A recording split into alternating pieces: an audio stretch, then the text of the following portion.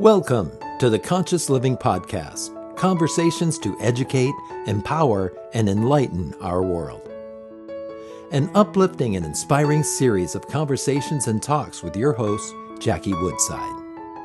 We are educating minds, empowering lives, and enlightening souls to create a world where love prevails.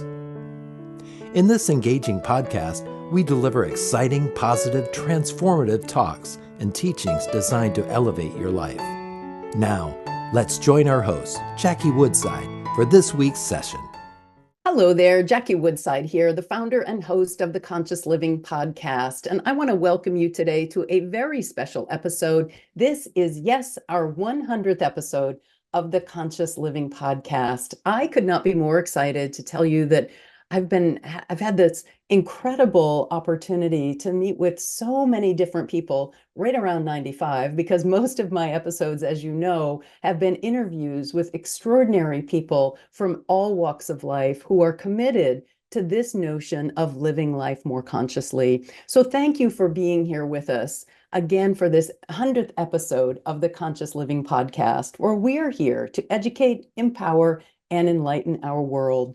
Because today is special to me and it's a special episode, I wanted to lean in and really take a deep dive look at what it means to live life consciously from a spiritual perspective.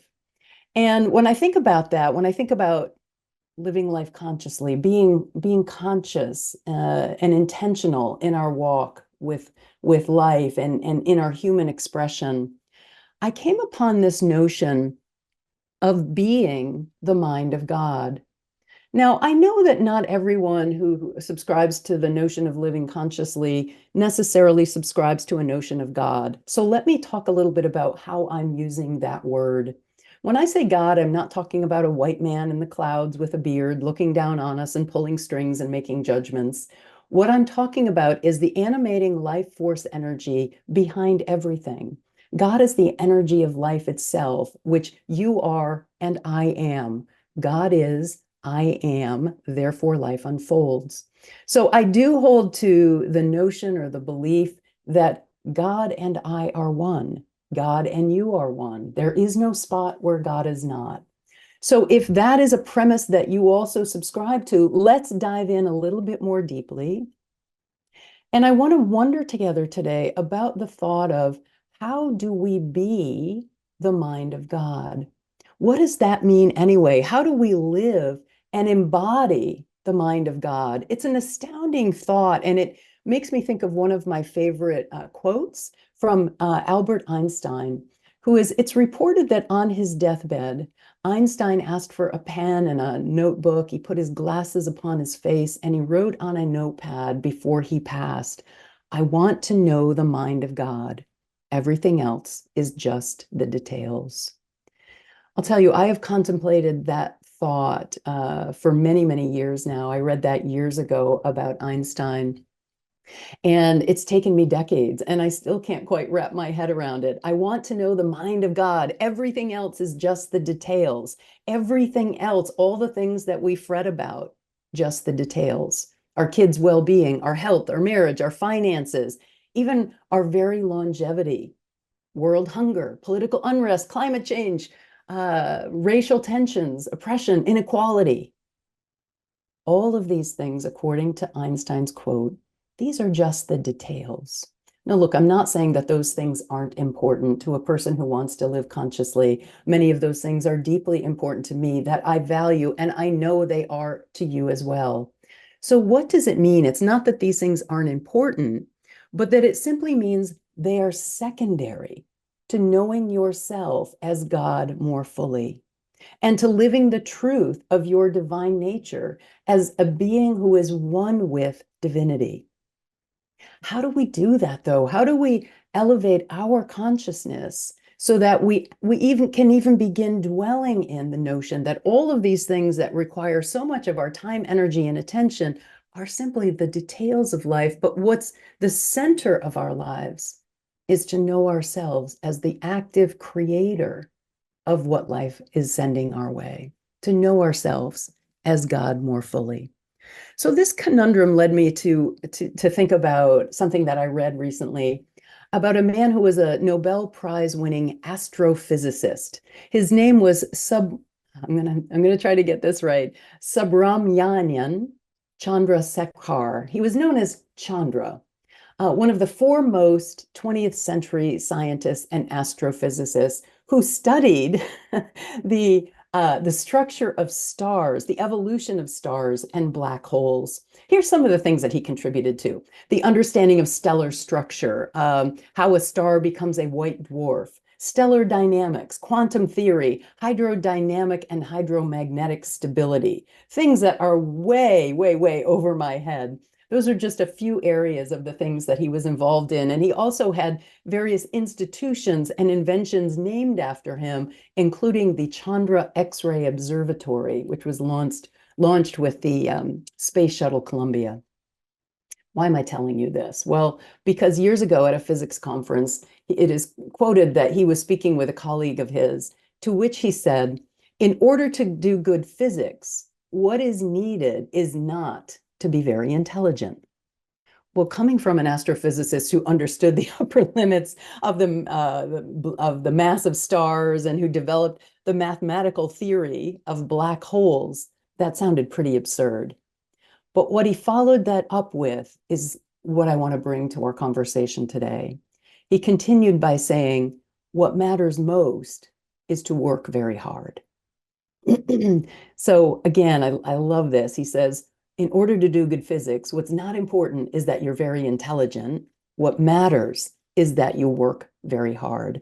I love that, because what he's saying is that to develop greatness in any field, don't rely just on your innate talent, your innate abilities. Rely on your ability to focus on what matters and to remain steadfast in your pursuit of it. When I parallel that notion to our spiritual walk, I draw a great deal of insight from it. You know, working hard kind of gets a bad rap in in the spiritual world, that you shouldn't, work hard, you should work smart, that you should embrace ease and grace among things. But when you look at that, I want to look a little bit more deeply at what it really means, another interpretation of working hard. To me, working hard simply means that you have a deep, passionate commitment and focus, a single-mindedness to one area that you want to excel at, to one area that you're committed to, like Chandra's commitment to astrophysicists. That's not my primary commitment in life. My primary passion is to grow people's consciousness, to have people grow in consciousness back to the divinity from which we came, for people to become more loving, more patient, more kind, more generous, more engaged in how they experience themselves in life. That's what my commitment is for my area. So when I think about, quote, working hard, about living more consciously, it's not about hard work necessarily. It's about clarity of mind, clarity of focus, passion, and an enduring commitment to study one area of life. So what I interpret from his statement is that to excel at anything, it requires a single-pointed focus, a single-mindedness. So I want to ask you that. To what degree do you long to know yourself and your divine nature beyond just the whims and the proclivities of your ego? To what degree is growing in consciousness your deepest desire? Years ago, I went to hear Sai Ma do a weekend retreat. She's an Indian teacher and guru. And when I was in the audience listening to her speak, I remember it like it was yesterday. And she spoke this phrase. She said, "I want to know God more than anything. I want to know God more than anything." And she spoke with such depth of clarity and love and passion when she said that. Now, I want you to think about it a little bit. If you went out and polled 25 of your friends today and said, "What do you want more than anything?" I'm going to guess that chances are none of them are going to say, "I want to know God more than anything." It's just not the culture that we live in, unless you're on a mountaintop somewhere or living in an ashram. And today, I like to say that we are mystics without monasteries. We are householders, people who are growing in consciousness, exploring the mystical domain, while also living in and navigating life in the material world. So what Chandra was pointing to and what Sai Ma says is there's a need for this profound commitment. Do you want to know your divinity, know yourself as the divine entity, one with God, more than anything? And even further, is God your every thought? Is your divine nature in the background of your consciousness throughout each and every day? One of my favorite and yet most perplexing scripture verses is from 1 Thessalonians 5:16 that says, "Pray without ceasing." Now, when I say that, I don't mean for you to go off and live in an ashram or live in some kind of a spiritual community. I want you to be actively engaged in your life, but without engaging in some type of solitude, daily practice, spiritual practice, where you are putting the focus and privileging your divine nature as you, rather than your ego and your personality, without engaging in some kind of a solitary practice, you really will not have the capacity to grow in consciousness. People don't grow, haphazard. You don't develop a muscle. Say you want to get really good at something, you want to get strong. You wouldn't develop muscle by sitting on the couch or by not going to the gym or not going for a run or not exercising. If you want to develop muscle, you have to engage in practices around strength. If you want to, I was a basketball player. I still am. I play basketball. When I was a young basketball player wanting to develop my skills, I would stand at the free throw line and shoot hundreds of free throws day in and day out, over and over and over again. I had a commitment to developing that skill, and I had to put in the hours of practice. You're not going to develop excellence or mastery or transcendence of the external world and the human condition without, if you will, putting in the reps, putting in the hours. And I'll tell you this initial premise that I'm bringing to you, that spiritual growth requires some time in solitude, some solitary hours, is very contrary to how our world lives. I know that you know that. Our culture is awash in digital stimulation, digital connection, but it is starved for depth of meaning, depth of purpose, for that deeper sense of why I'm here, what my life is about, and where I'm going anyway. So, how you cultivate this deeper meaning and deeper spiritual knowing of your Christ nature is to spend time alone, engaged with spiritual practices. Now, what spiritual practices? Look, that's, I could do a whole podcast series, perhaps I will, on spiritual practices, but let's just go into one that I want to talk about a little bit, and that is the spiritual practice of meditation. Now, I've been a teacher of consciousness and spiritual growth, personal growth for many, many years. And whether it's in a leadership development program or a personal development program, I always teach people to meditate. And 99.9% of the time, what people say to me is, Jackie, I tried that. I just can't meditate. I can't quiet my mind. That's the whole point. Of course, you can't quiet your mind because your neurology is not yet trained to be able to slow itself down, to quiet your neurology. Look, meditation has been part of spiritual practices and spiritual development for forever, thousands and thousands of years. And the reason that meditation is such an important part of you growing in consciousness and being the mind of God is that neurologically, your brain is programmed to constantly be activated. And look at the culture we're living in. We are constantly activated by the digital technologies around us. So, in order to know the mind of God, you have to quiet the mind of your ego and your personality. You have to quiet the mind, the noise of social media. You have to quiet the noise of the external demands and pressures that you feel with your job or your family or your marriage or your community. In order to know yourself as God more fully, to know yourself as the mind of God, you have to quiet the externals so that that still small voice of spirit rising can emerge within you. Now, that doesn't mean you have, a whole series of different thoughts. First, in meditation, your first job is simply to get to that open, quiet field, that open field of infinite possibility where all ideas arise into that field, that oneness, the one consciousness, the mind of God that there is. Your clamoring, egoic, stress-laden thoughts is not that.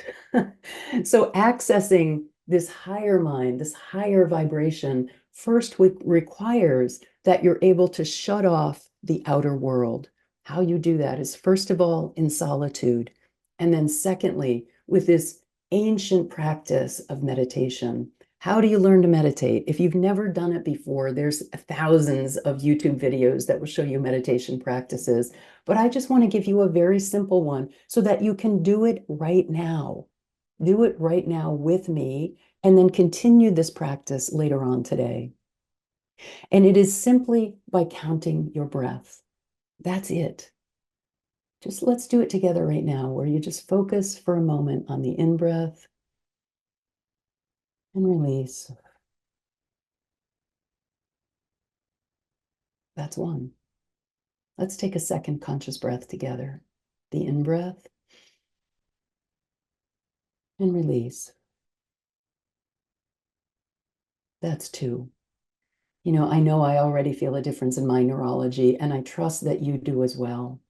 The latest neuroscience research has shown that people who can spend 1 minute in meditation 4 times a day have the neurological equivalent benefit of people doing 20 minutes of seated meditation.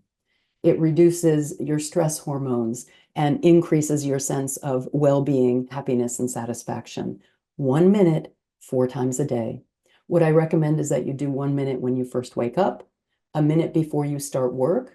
For many of us, it's putting our hands on the keyboard. A minute at the end of your workday before you transition out of your work, and then 1 minute when you get into bed at night. Pretty much anybody can put that into your practice. What happens when you get into this practice of meditating 1 minute 4 times a day is that it makes it easier for you to quiet your mind in those times that you're under stress, in those times that you have a lot of demands coming on. The benefits of meditation are so long. I could do a whole, probably years-long podcast on the benefits of meditation. But if you want to know yourself as the mind of God more fully, you have to be able to quiet the ego mind, that it's constant rantings of all the things in Albert Einstein's quote are, quote, just the details. The next thing that I'm going to suggest for knowing the mind of God, knowing yourself as the mind of God more fully, this is one of my favorite practices, and it is simply asking for guidance. Engaging with your higher mind, engaging with the oneness mind, the one consciousness that God is and that you are. And how you do that is you begin, just as I said, with a minute of meditation, quieting the egoic mind, and then simply, and I do it in writing, dropping a question. So I do it in a process that I call my letters to God. And I will say something like, hey, God, there's something I really need to talk over. I really need guidance and direction on this. I've been worried or stressed about this area of my life, and I need guidance. And then I simply write what it is. I write what the area is that I'm troubled by. And then it's so amazing, like you're having a conversation with your higher muse, your higher guide, your higher wisdom. The answers just start coming in. And as they come in, write them down. I do it in writing because it's easier for me to keep my mind focused and quiet in writing than it is just through some kind of an internal thought process. When I do it in writing, my focus is more laser, my mind is quieter, and I stay just so deeply tuned in. And I get this amazing feedback and ideas that I did not have before. Sometimes I go back and I read my previous entries and I'm just like, wow, I'm not that smart. I'm just not that smart. So the ideas and the guidance that you get from higher mind, higher wisdom, or what I call your God self on earth, are just extraordinary. So there's 3 things that I'm suggesting in today's podcast, areas where I want to invite you to focus with me to know yourself as God more fully and to be the mind of God. The first one is simply engage in solitude. Pull yourself away from the day-to-day demands, from the busyness, 20 minutes a day, whatever you can pull to number 2, meditate, and number 3, ask for guidance. And there's so many other spiritual practices. I also engage in spiritual reading all the time. Always have one or two books going of spiritual discourse. And then, of course, another one I love is keeping a gratitude list. That trains your mind. It uses your mind to train your brain to focus on the blessings of your life rather than, again, the egoic proclivities that will worry about what's wrong, what's missing, or what's not going your way. So thank you for being here with me for this 100th episode of the Conscious Living Podcast. Thank you for being a person that's committed to growing in consciousness and creating a better world for everybody. If you've listened to this episode, drop me a line. I want to hear from people. If you're a regular listener, if you could drop some kind of a rating, a feedback on the Spotify or Apple podcasts, that would be awesome. Just go ahead and give us your support there. A 5-star rating is always great to help more and more people know about this podcast and engage on a weekly basis in thoughts of living life more consciously. Thank you so much for being here with me. I just so love and appreciate the community of people that have been built around my work and that are committed to knowing yourself as God more fully. See you next time.